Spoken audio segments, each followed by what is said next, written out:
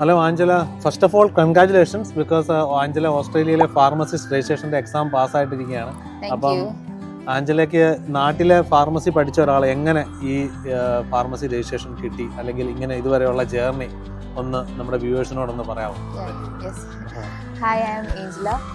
ഞാൻ Pushpagiri college of ഫാർമസിയിൽ B Pharm പഠിച്ചു. അതിനുശേഷം ഞാൻ സെൻറ്റ് ജെയിംസ് കോളേജിൽ നിന്ന് ഫാം.ഡി പഠിച്ചു. അതിനുശേഷം I was planning to move to Australia and then KAPS എക്സാമിന് വേണ്ടി പ്രിപ്പയർ ചെയ്തു. ഒരു 6 months കോച്ചിങ് ആയിരുന്നു അത്. അതിനുശേഷം ആ പരീക്ഷ പാസ്സായതിനു ശേഷം എൻ്റെ ഒരു ഫ്രണ്ട് ത്രൂ ഞാൻ മിനിച്ചേട്ടന് CV അയച്ചു. 482 വിസയ്ക്ക് വേണ്ടിയുള്ള CV അയച്ചു. അതിനുശേഷം there was 2 rounds of interview and first round ഫാർമസിയുടെ ഓണറും ഫാർമസിസ്റ്റും ആയിട്ടുള്ള ഒരാളുമായിട്ടായിരുന്നു. രണ്ടാമത്തെ round with 2 other pharmacists.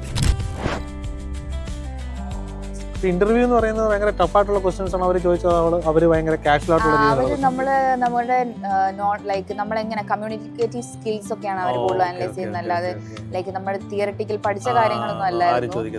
How you will deal with the patients when they come to the pharmacy എന്നുള്ളതായിരുന്നു മെയിൻ ആയിട്ടുള്ള അവരുടെ അവരതായിരുന്നു ഇവാലുവേറ്റ് ചെയ്യുന്നത്. ആൻഡ് അവര് നമ്മളിവിടെ കണ്ടിന്യൂ ചെയ്യാൻ താല്പര്യമുള്ളവരാണോ അതോ തിരിച്ചു പോവോ എന്നൊക്കെയുള്ള ആ ഒരു കാര്യങ്ങളാണ് കൂടുതൽ. അതുപോലെ തന്നെ എനിക്ക് തോന്നുന്നത് അവർ മെയിനായിട്ട് നോക്കുന്നത് നമുക്ക് നല്ല ബിസിനസ് ഇൻട്രസ്റ്റ് ഉള്ള ആൾക്കാരാണോ, അതായത് നമുക്ക് ഫുൾ ടൈം ഫാർമസിസ്റ്റ് ആയി കഴിഞ്ഞാൽ അവരോട് നിൽക്കുവോ, അല്ലെങ്കിൽ അവരോട് ഒരു സ്റ്റോറോട് ഓപ്പൺ ആക്കി, അല്ലെ അതൊരു വലിയൊരു എലമെന്റ് ഗ്രോത്തിന്റെ പാർട്ട് ആകുമോ എന്നുള്ള കൺഫർമേഷൻസ് ഒക്കെയാണ് അവർക്ക് കൂടുതലും വേണ്ടത്.